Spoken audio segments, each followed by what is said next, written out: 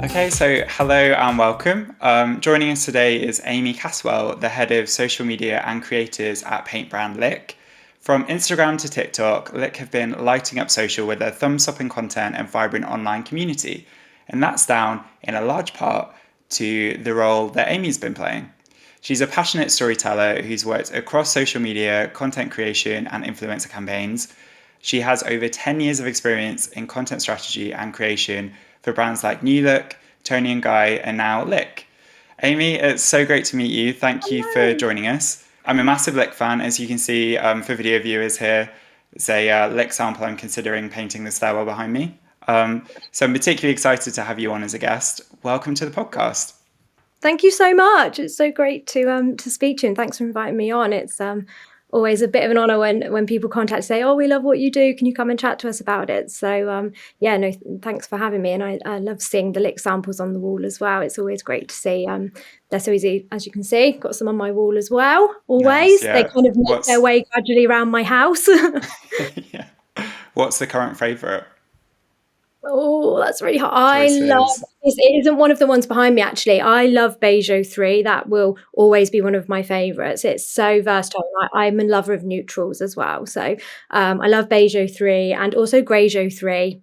Maybe I've just got a thing for like the 03s. I don't know. But yeah, Greige 03 is a newer colour. And that's also one of my favourites at the moment as well. It's very autumnal and cosy. So, Amie, in a nutshell, can you describe what you do at Lick? Yeah, definitely. So at Lick, I oversee all of social media, organic social, and our creator marketing. And yeah, and like as the name would suggest, we look after everything organic social across all of our channels and our platforms. So that's things from the strategy to the day-to-day content plan to, reaching out to creators and managing our creator relationships. So everything that sits under our organic social activity, which there is a lot of, we're on multiple channels. We also have our Lick Pro brand for our professional decorators. So we have different channels for that as well. So yes, there's a lot going on, but it's all really exciting, and it's a great space to be in. That does sound like an awful lot to be getting on with for a team of two people. How can you kind of prioritize, and what are some of the things that you're doing to keep on top of all of that? So I think generally we have really clear kind of business goals in terms of priorities. Like we're a very close brand team as a whole. So we're all really clear on what the priorities are for the business at any one time, what kind of goals we want to reach on a quarterly, on a monthly basis. So that really helps kind of prioritize our workload. And I think that's really important to feel like part of a bigger team, that you're all reaching for one goal and that kind of different functions, departments and people aren't off kind of doing random things, if you know what I mean. And that's on a kind of brand, business, and also on an individual team level. I think communication is key with any of this, regardless of whether you're a small team or a big team. So I think we really do that well, and we're all kind of aiming for the same North Star, as it were. Yeah, that must be one of the nice things about working at a small but growing company. Like we're kind of similar in Dash, like everyone is doing slightly different functions, but we all know how we're contributing to like this single focus. Yeah, definitely. And I think that's really important, that direction. And like you say, working towards a single focus, a single goal, or multiples of those, but everybody is aligned on exactly what needs to be achieved by when, any other ad hoc stuff that's going to kind of come up as well. And if that can be communicated clearly, I think that really works well. Nice. Okay, so you joined Lick in 2021. Yeah. So 2 and a bit years ago, I think. Yes. So how that's maths for you. That's enough maths for one day. Yeah. How has how has Lick changed since you did join back in 2021? So I'd say the business itself has kind of changed massively in terms of, high growth. We've got more product lines, we've got high brand awareness, we've done amazing partnerships from like B&Q online to Heinz, we've become B Corp, and even the team structures have changed as well. As you can imagine, from being like a startup to being a bigger, slightly bigger business. And I think you'd expect that with any fast growing, successful business, to be honest. But what I would say is I think the values around why we're all there and the excitement in the teams has stayed the same. There's obviously a lot more to think about, as we just said now, even from a social creator perspective, and there's a lot more moving pieces as well. But I'd say it's all been for the better. It's all really exciting. And I think the fact we've managed to keep those values and kind of, like you say, our North Stars, as it were, has been really important. And like I said, believe it or not, we are still a very small team, regardless of kind of the amount of activity we do and all of the amazing stuff we're doing, which is great. Yeah, that is amazing. Well, like you said, for a team of two people to have such reach on social, like I get your ads in organic content like on my Instagram all the time. That must be quite an accomplishment that I guess, do you feel kind of proud of that? Oh yeah, definitely. Every day there's often like pinch me moments when we're working, especially, when we've just launched a brand campaign like Heinz, for example. I think a lot of us in the business, or everyone in the business, was pinching ourselves going, how did this happen? Like, even from when I joined in 2021, like, being on B&Q and online, it kind of, obviously a lot of work goes into it, and it's, I can't take, 10% of the credit for that, because it's a lot of people in the business that contribute to those successes and those campaigns and those projects that happen. Even from like a paid organic side, there's been other people in the business that have kind of been and left and moved on to other really exciting things that have contributed to the success and where we are now. But yeah, definitely, I think those pinch me moments happen a lot. And when we think back to what we've done and what we've achieved, even in like the nearly 3 years that I've been in the business, it's been incredible. Yeah. Yeah, that must be super exciting. Feel like you're on a really positive trajectory like that. Yeah, definitely. Yeah, I think, there's always challenges along the way, and I'd be wrong to say that there hasn't been challenges. When we've managed to stay true to our values, a real belief in the product, and kind of what we want to achieve, that's been really helpful. And I'm glad it's kind of happened the way it has, and that we're only kind of going up, which is amazing. Yeah, that is amazing.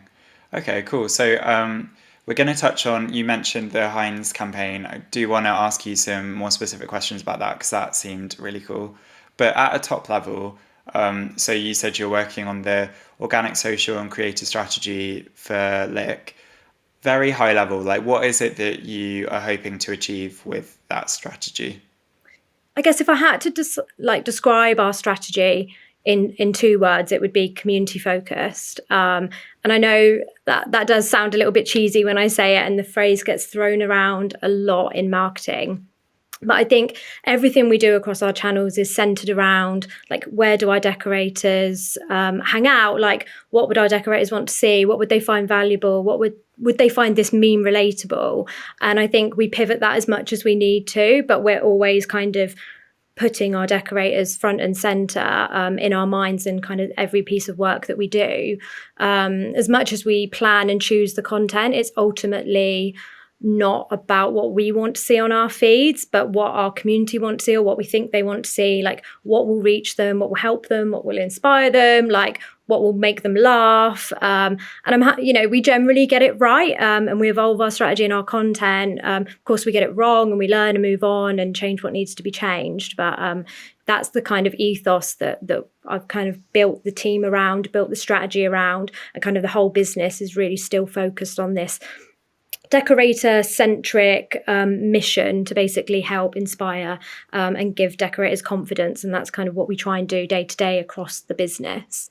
If you had to explain to a complete marketing novice why like you're using organic content to kind of embed yourself in a community, how would you explain the importance of that? I think organic content is incredibly important. It's a modern storefront really for your brand, like the amount of time people are spending on social media, even compared to 10 years ago, it would have probably been unheard of to spend the amount of time that we do as individuals on social media 10 years ago. Everyone was like, no, I'm never going to spend 6 hours on Instagram a day. And now look at us, like our screen times just keep going up and up and up.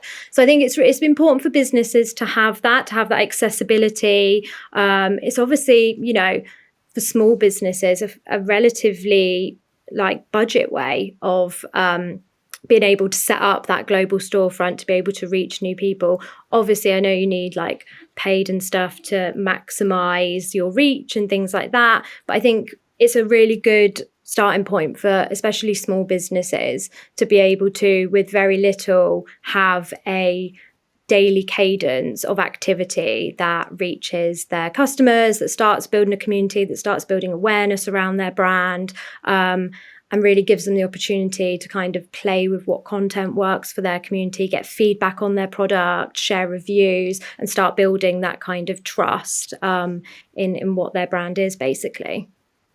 Yeah. Well, you said about it's a good place for businesses to start. If you had to go back to the start, say like Lick had no social presence, you have been kind of parachuted in to build it from scratch, where would you start? Because I think often maybe it seems quite overwhelming for businesses wanting to make a go of like creating organic content, but they might not necessarily know where to start from. Where would you recommend?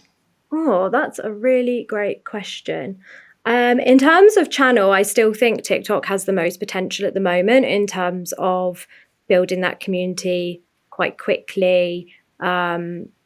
Obviously, you need to have a certain amount of video content and content to be able to support the platform. But I think TikTok generally has the best opportunity for small brands to grow without much paid activity. If it's more of like a budget question. I think from a content point of view, I think when it comes to starting, I think, and this might sound like terrible advice, just starting, just putting stuff out there and kind of seeing the reception that you get is a really good place to start. I think a lot of people, and I know this with friends who have smaller brands who don't necessarily have like a social media background, but they know that they need to be using the apps to be able to kind of, like say, build this community, reach new people, to kind of advertise their brand and sell product or what have you. I think often get stuck at a point where like, oh, I don't know what to post, and don't end up posting anything. I think just start with something. Look at kind of how your target customers are using the platforms, either with other brands or with creators, and kind of use that as a starting point to create some of your own content. I think that's why I particularly like TikTok, because the platform has less of that perfection feel about it. I think it's much easier and much more accessible for people to be like, oh, I'm just going to stick this on TikTok. It doesn't need to be perfect. Like quality, yes, like it needs to have like value or some kind of value to it, but certainly I think it's the most accessible in terms of being like, oh, I'll just take this video of me behind the scenes packing boxes to send out to our customers, and that kind of stuff does really well on the platform. So yeah, I'd say the best place to start is just get started, just start sharing stuff, start learning, start talking to your customers, and use that kind of community management aspect of social media to really start having those conversations, which in turn will drive ideas for content. Yeah, I really like that message of like it doesn't have to be perfect, just get going with it and then like iterate as you get the data in. I think that's something maybe marketers and creatives can be guilty of sometimes, myself included, of like you want it to be absolutely perfect from the get-go, and but therefore you're never going to get to perfect, so nothing really happens. Yeah, definitely. And I think, we all have this idea in our head when we say, well, imagine like your business Instagram account or your business TikTok account. We kind of get this accumulation of all of these other amazing accounts that we see kind of when we're using social media. And I think sometimes it can kind of feel a bit like all or nothing. Like I'm either going to go from 0 to 100 or I'm not going to go at all. Whereas that's probably the wrong way to think about it, because, everybody has to start somewhere. And I think the more you start doing it, it's almost, in a sense, getting bogged down with like trying to start with a strategy. Like you can have ideas, you can have a mission and stuff like that, but until you start doing it and start getting feedback in terms of like, okay, I thought this would work really well on our channels, but actually like the community or the people I'm trying to target just don't resonate with it, so we'll need to change it. I think it's not till you start doing that you can properly start building out like a long-term strategy. I think you need some learnings to almost base it off to begin with. Yeah, otherwise it's just based on conjecture and assumption. Yeah, or like what your competitors are doing or what other Yeah. businesses are doing, which is never going to be a copy and paste. That's never going to work for you in the same way. So on that, has there been maybe a platform or like a content or a campaign that you thought, oh, this is going to do so well, and then you were like surprised when actually it didn't land, or maybe even like vice versa as well, where you're like, oh, I don't know about this, and then it kind of takes off.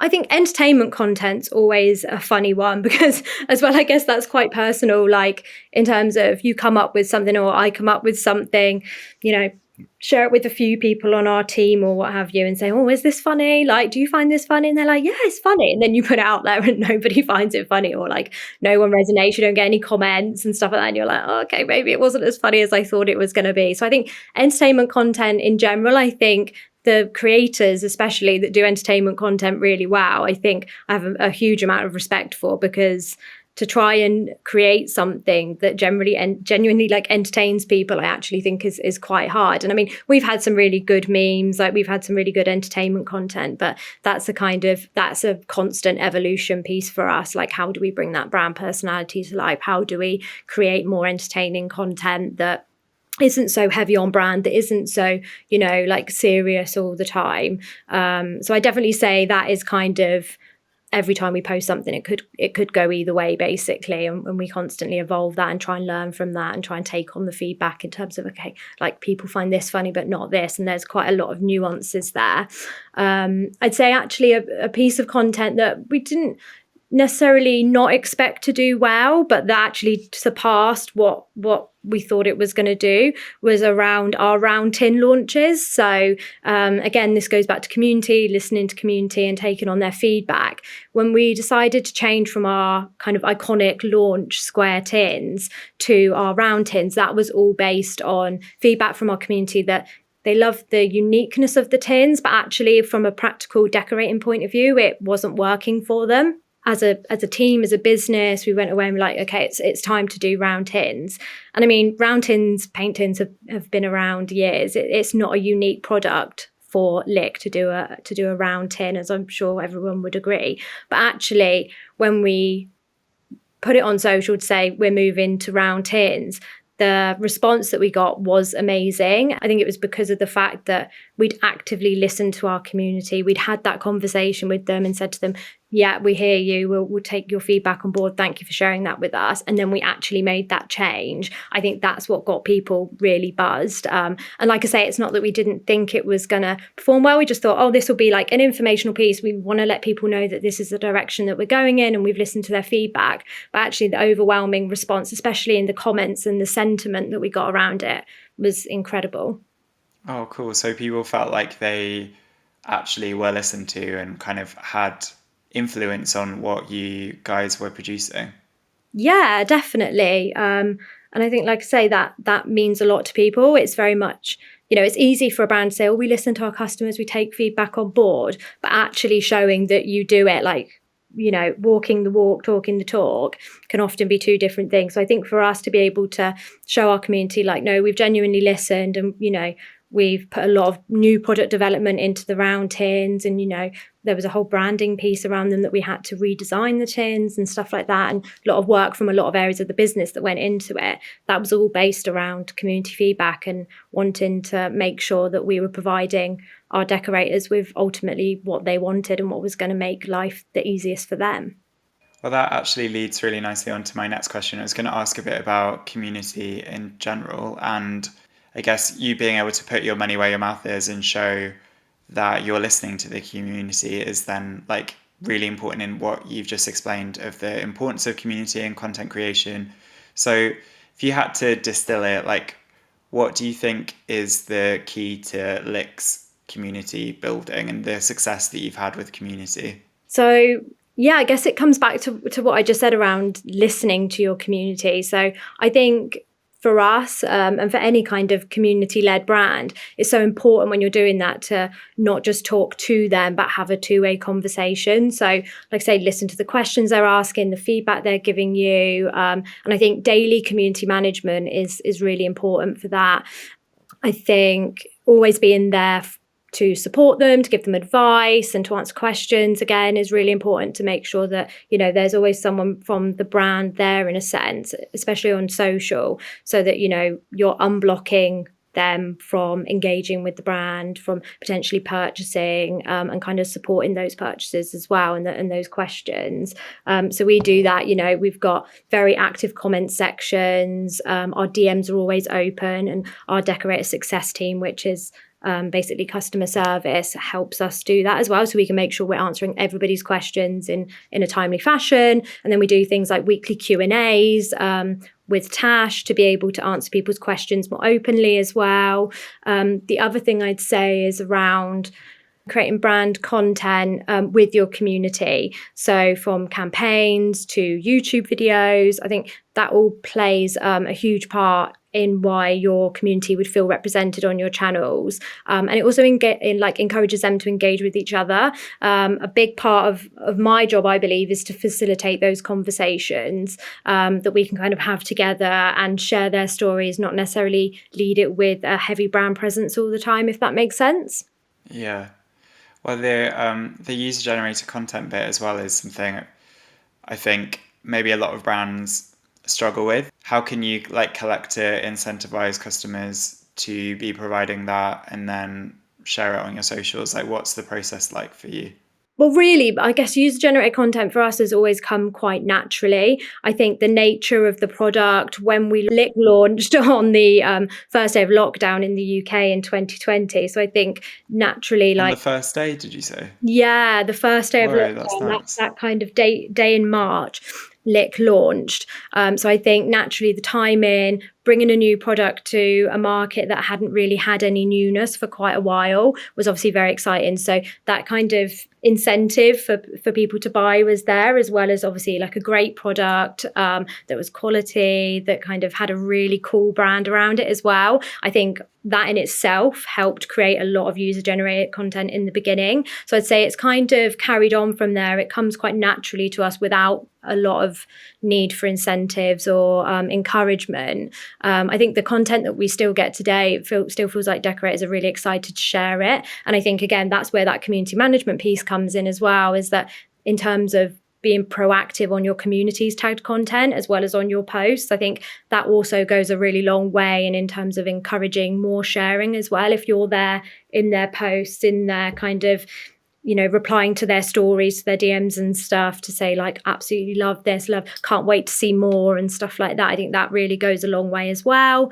Of course, like as a marketing team, there's where we incorporate the kind of more usual tactics, like share yours, CTAs and stories, in captions and emails. But for us, it's more of always a way to encourage sharing rather than an activation, because we really need to drive. Yeah, so it just kind of feels natural like that.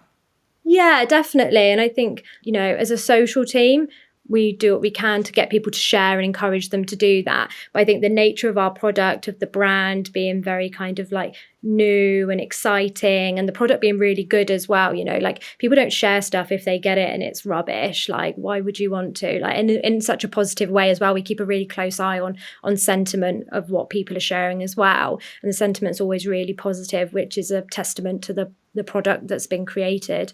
So yes, that's always really exciting to see. And having painted with it myself, I can also testify to that.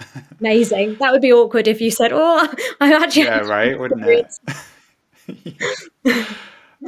You also mentioned Tash, who is your director of interior design. She features quite heavily across your socials. I think that's quite interesting. I wanted to ask you a little bit about that. Was that something that you had to like convince her to do? Like how did that kind of process go, and what was your thinking and behind featuring somebody like Tash? Tash is an absolute gem.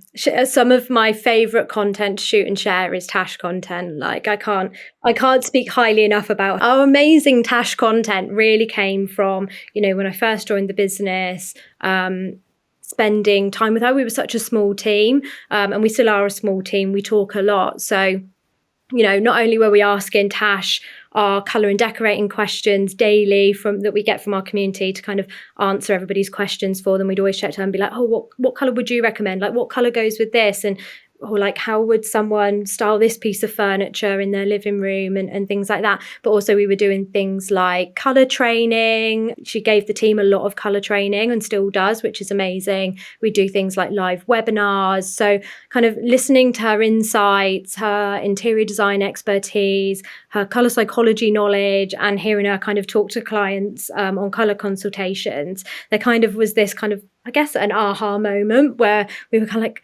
Tash is too good for us not to share. Like, this is decorating advice gold, and the way she delivers it is amazing. And kind of people need to hear this from Tash, not just from us answering their comments, answering their DMs. And we started to see that people were asking a lot of the same questions as well. So we were starting to notice that the same questions that kept popping up. So we thought we'll just start making videos around these that people are already asking us about, to try and help as many people as possible. It's also really nice knowing that there's real people at Lick, like portrayed through Tash, that are there to give our decorators help and advice, which was really important to us as, part of our brand values as well, and being that community-led brand. Like you say, luckily Tash was really up for it. She absolutely smashed the first video, so we've just kind of kept going. And yeah, it's given us a really unique way to lean into video content across our key platforms like Instagram and TikTok actually as well, which, we still continue to. We switch things up, we evolve them, we try different ways of filming them, and, different ways of presenting the content. But ultimately, it's still some of our best performing content, which is amazing. I think, like you say, people really gel with Tash because of how great she is at what she does, and how she delivers the insight and help and advice as well. And that's really special. Plus, she creates the colours. So who best to tell our community about them than the person who actually creates the colours? Oh, perfect. Yeah. And that's something I haven't actually seen a lot of e-commerce brands do, is to have like an in-house expert who is an actual person. Like, I've noticed she's got her own Instagram account too, so it feels like you are getting genuine advice from an expert, and that kind of relationship between the Lick account and Tasha's account must be quite like interesting. It gives you kind of another angle to go off. Yeah, and I mean, we never asked Tash to create her own account. That's something that she's kind of always have. I mean, she's an interior designer, a colour psychologist by trade, before she was even, at Lick, so she's incredibly talented, and that's not just built around kind of the Lick career as well. So yeah, she already had that account, but she uses it again as an extension of Lick to share her inspiration, to talk to people on a one-to-one basis, to share great stuff that she's doing as well, that we just might not even have the capacity for on our feeds all the time. So that's amazing. And they really do support each other, and kind of, gel so well together. So I'm so glad she has those. I think, like you say, for an e-commerce brand, I think the idea and the concept for me really came from working with Tony and Guy, who have a really big and talented artistic team, like, of hairdressers, and we used to create a lot of content around those on a brand level and on a social level, basically showing people how to create certain hairstyles, talking to them about how to style your new haircut or use a certain hair product. So the idea really came from that, and it was, okay, if we can show people how to do that from like a service, from an expertise point of view, that works across anything really. Yeah, it's a super cool idea. It's great to see it be successful like that as well. So talking, this is a clunky segue, but from your in-house influencer to like external influencers, like part of your role you said is working with creators and finding those creators. So how is it that you find creators, period? Do you use a tool, or is it some like you're kind of interacting with people who are posting about you, a bit of both? Like I mentioned earlier with the whole community piece, I think a lot of our creators are already within our community. And because we're so integrated with them, we're able to kind of approach those people, have those conversations very naturally, which has been really special to be able to do. We also get approached a lot now, which is amazing. So I like to think that, even though we're bigger, we're still very approachable, because we get approached about partnerships on all scales, which is amazing. A lot of the time our creators have already found the Lick colour that they want to use, and then get in touch to explore partnership opportunities, which is amazing. We also do outreach to people that we'd love to work with as well. So we don't do as much as we used to do back when we first launched, where we were really trying to, spread that brand awareness amongst the community, like, far and wide. But we, approach people that we think are tastemakers, that we'd really love to work with, that we can maybe see have an ongoing project that we'd like to be a part of. So there's a few kind of angles to the way that we work and find creators, basically. So I was going to ask, what makes a good creator? So is that part of the criteria maybe that you I mean, you have these like home renovation Instagram accounts or TikTok accounts, and you see that they're working on a project, and that's a kind of good opportunity to introduce yourself. Yeah, I think that really helps, like, in terms of approaching people. Like, no one likes to really be approached these days with no background knowledge. Like, someone approaches you and be like, "Oh, have you got a decorating project?" And they're like, "Well, no, I've got on my profile that I rent, so I'm not able to decorate, unfortunately." Like, nobody wants to be part of that position. So I think definitely doing your research, spending time, finding people who not necessarily are the right fit for Lick, but making sure that we're the right fit for them as well is really important. But there isn't a single Lick fit, as it were. Kind of, it really varies, and we really consider who we work with as kind of, as with most teams, our budgets aren't endless. So our target isn't just creators with big interior accounts, but kind of people who celebrate color and style, people with interest in spaces, general tastemakers, interior designers, like people leading the way through their content. Basically, it's our job to kind of spot any opportunities to see how that person and what they do can translate into storytelling content about their home, the importance of color, or like transforming their spaces. So that can be anyone from someone who's doing a whole renovation project and is very long term, to someone who is switching up their style a bit and just wants to redecorate their bedroom, and that's great too. And how do you find them? Is it a case of you know where to look, you're like manually searching the hashtags, or are you using some tools to source them? Yeah, I wouldn't say we generally don't use tools. I mean, Emily on my team spends a lot of time searching for creators, speaking to our community, researching people. So it's kind of a variety of tactics and ways of doing it, to be honest. I think where the creative team and the social team are one team, it makes it especially easy because we're spending a lot of time on social media anyway. So it's not like we're just doing creators and actively having to set time aside to spend time on the platforms. We're kind of in it every day. We're part of the community. We're seeing what we're tagged in. We're seeing other people, like recommended accounts that come up on our feed. So it's really kind of that way of doing it. And like I say, being approached a lot about projects that we might want to be a part of, which is amazing that people come to us and want Lick and to be part of their home and want us to collaborate with them, which is amazing. Yeah, that must be such a cool place to be in, that cool designers are like coming to you and be like, I want to work with you, rather than you have to like try and convince them. Yeah, I mean, it works both ways, but yeah, we're definitely, we don't take for granted the fact that people want to work with us and really like the brand and have already explored our colours and already have a bit of an idea of what colours they'd like to use in their hand. That's really special when people come to you and be like, "Oh, I found this colour and I really want to use it in my bedroom. Would you be interested in a collaboration or partnership opportunity?" Like, we don't take that for granted, and we treat all of our conversations the same, whether we've approached them, whether they've approached us, big, small, regardless of who they are, basically. And we, Emily, especially on my team, spends a lot of time talking to people one-on-one about their projects, offering advice, customizing briefs. So it's certainly not a one size fits all, or like a kind of a too structured, basically.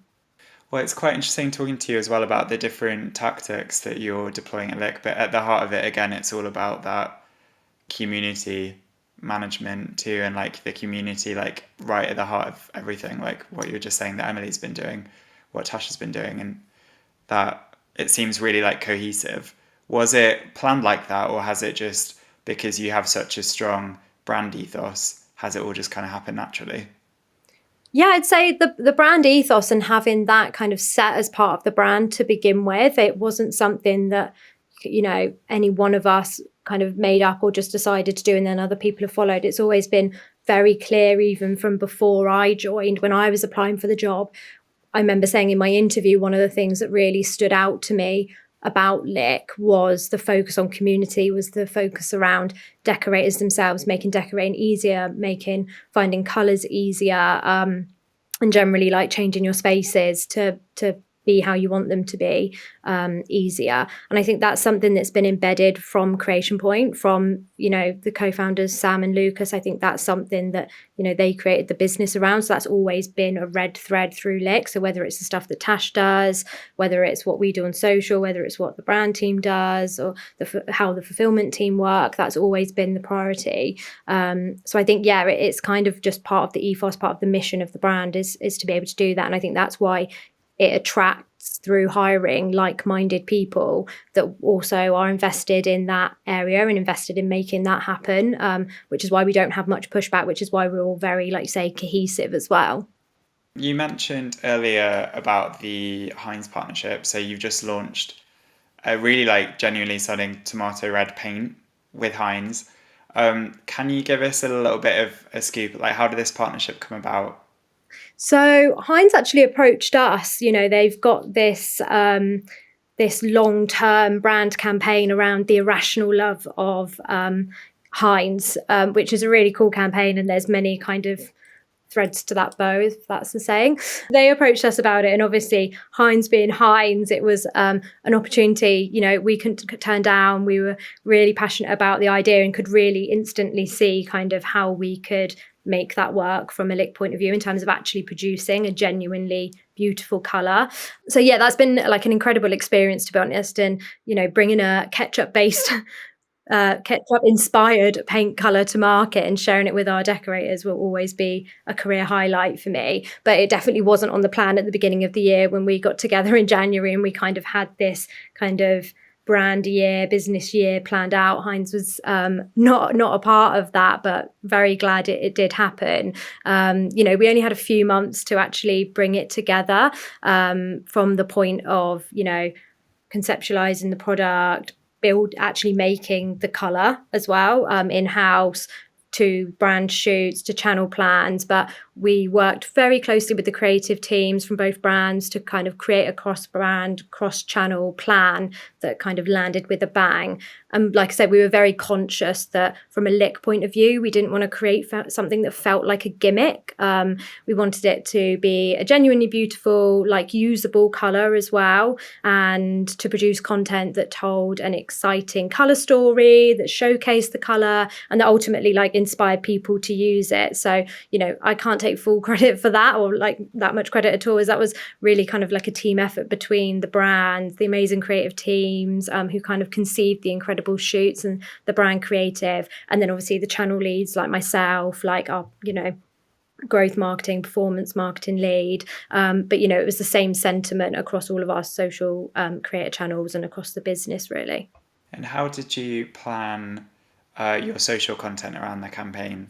Was it like a little bit of product seeding at the start? And then like, how did you kind of ensure on organic that after launch, it kind of continued to have that momentum? Between myself and Heinz and kind of our brand teams, we generally set like a 2-week campaign period. And that was really to ensure that it had that moment of focus, that real moment of celebration with lots of different pieces of content across the channels, which was not just social, but also like website, CRM, and all of that kind of good stuff.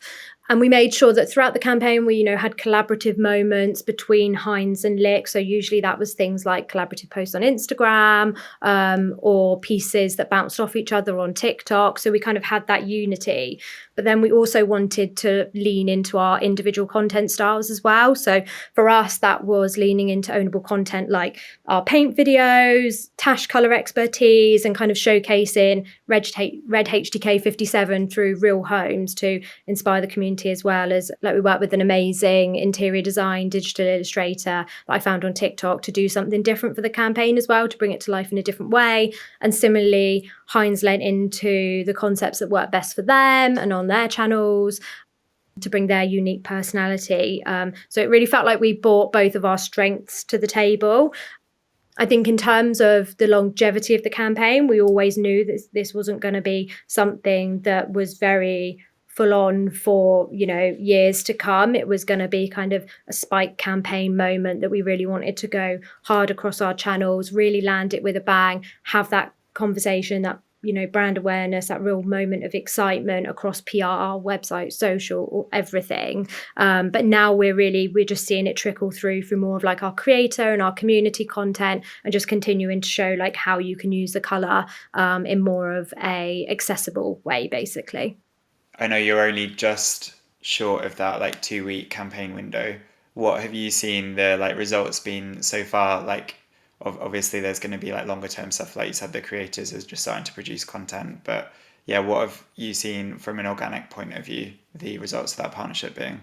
Feedback and the kind of response that we got when we first launched it was amazing. We always knew that it's not going to be for everybody. It's a conversational piece as well as it is like a beautiful paint color.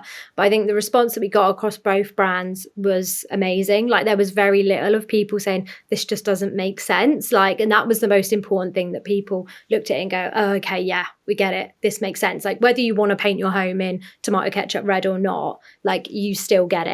And that's been, really special, I think, seeing the buzz, not just initially, but even kind of, like you say, weeks after. I think it launched probably 5 weeks ago now, but even seeing the kind of buzz around it, from not just from like our decorating community, but from the Heinz community, from like the wider marketing industry on things like LinkedIn and Impress has been really amazing. So I think, we couldn't have been happier with the results, really. There's obviously content perform better. Some content perform better than other pieces of content, and that's always going to be the way. But yeah, the stuff that performed well, we're really happy with, like our paint pouring video, which was really cool to be able to shoot that in kind of one of our series styles, but with kind of an ownable Heinz Red HDK 57.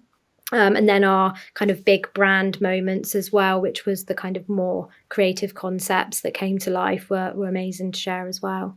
Great stuff. Well, congratulations on that. It seems like it went down really well. And another success you've had recently, that we were chatting about previously, was you recently launched on TikTok and you're up to, I think, almost 200,000 followers. Talk to me a bit about like, why did you first decide to launch on TikTok in the first place? So I think TikTok was always, a great opportunity. And I think we were more and more seeing that that's where our community was, that they were on that platform, that they were sharing their home makeovers, sharing their DIYs in action, and that our content and our brand really owed itself to that channel. I think being fairly early on that channel and making it a priority early on, like I say, really clearly see it was somewhere where our community was really important, as well as just kind of an accumulation of learning and experimenting that's kind of worked really well for us, and finding a way that we execute our content quite individually as a brand as well. So yeah, really pleased with it. I think experimenting to find what content worked for us was particularly important. And I think the test and learn on the platform, it's a great place to do that, which I would encourage other people to do as well. I think on a business level, our CMO, our CEO have had huge buy-in on TikTok, which has really helped us as a team feel free and trusted to explore it in different ways. So yeah, it's been amazing for us. We're the biggest UK like decorating home decor brand on there at the moment. So that's really exciting, and something we're incredibly proud of, that it keeps growing at such a substantial rate, which is amazing. Yeah, that is amazing. Congratulations. Thank you.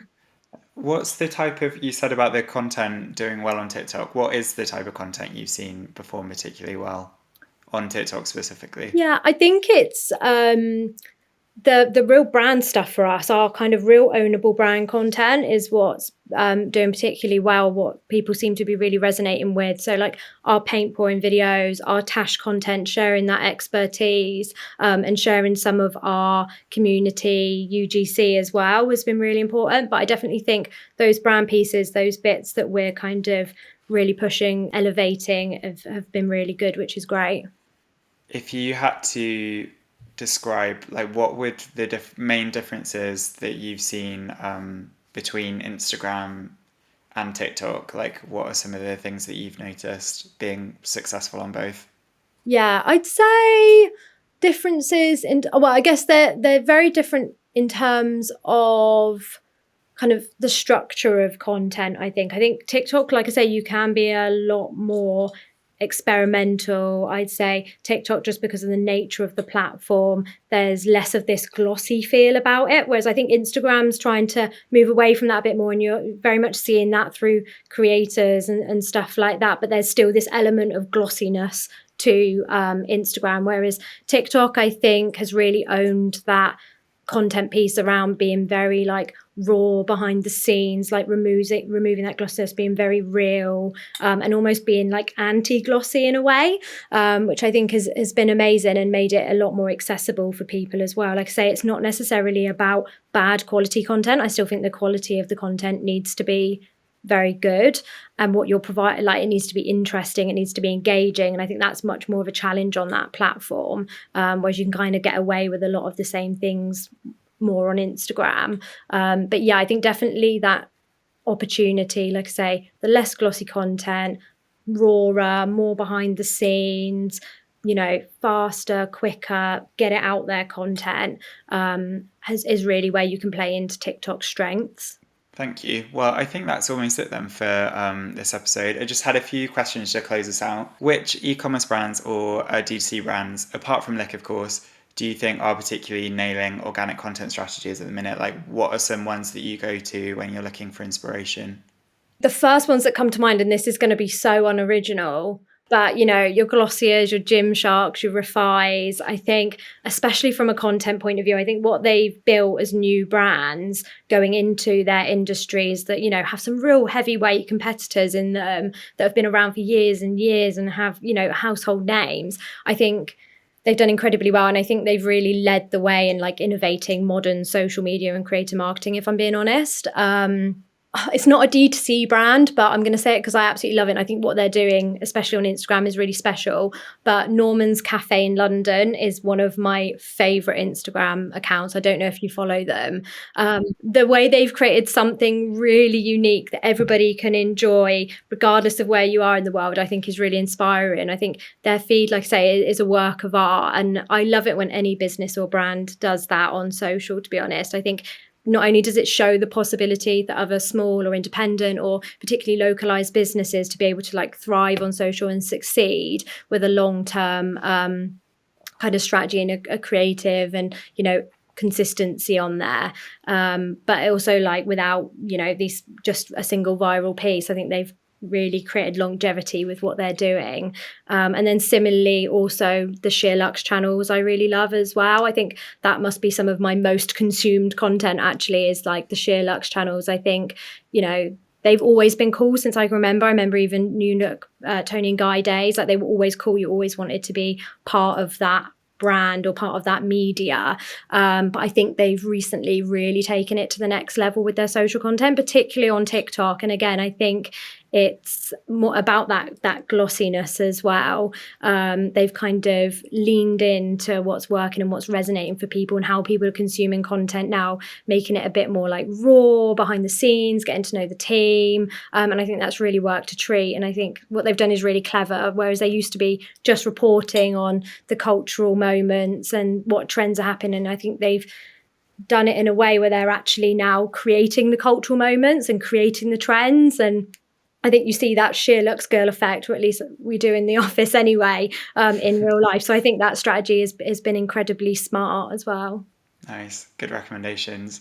And then what's one piece of advice? So people maybe in your heads of social managers, and maybe they're not seeing the success with the channels that they would like.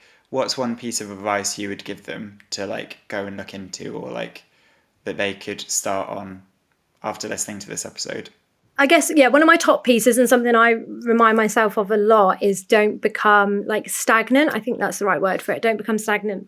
So what works for you now might not work in 6 months. So, be prepared for that. Don't take it personally. I think part of what we do, and something I've learned throughout my career, is to kind of let go of that ego piece with social media. Like, no matter how much you want an idea to work, no matter how much you're like, this series of content is really smashing it, like in 6 months, it might not. So I think it's having that awareness to constantly review, to learn, to be looking at how people are consuming content on the channels, to look at how your audience in particular and your customers are evolving and how they're using and engaging with content, and evolve with the channels as well. Like, don't fight it. Like, there's really no point. Evolve with it, use the new features, kind of ride the wave of change and try and have fun doing it. Yeah, okay, wonderful. Thank you so much for that. And I think that's it for questions now. So, Amie, it's genuinely been a pleasure. I think we've covered a lot of interesting topics that our listeners are going to find useful. And thank you very much for joining us. Amazing. No, thank you. Thanks for having me. It's been great talking. Oh, you're very welcome. Thank you so much for listening to E-commerce Marketing 101, How to Grow Your D2C Brand. If you enjoyed this episode, don't forget to subscribe to the series for actual tips you can use in your own e-commerce marketing. This podcast series is brought to you by Dash. If you need to get your visuals in front of potential customers faster, or you're sick of spending too much time sending assets to your retail partners, then we might have just what you've been looking for. Take a lead from leading e-commerce brands like Passenger Clothing and check out Dash.app. Just go to Dash.app to take out a free trial and try it for yourself.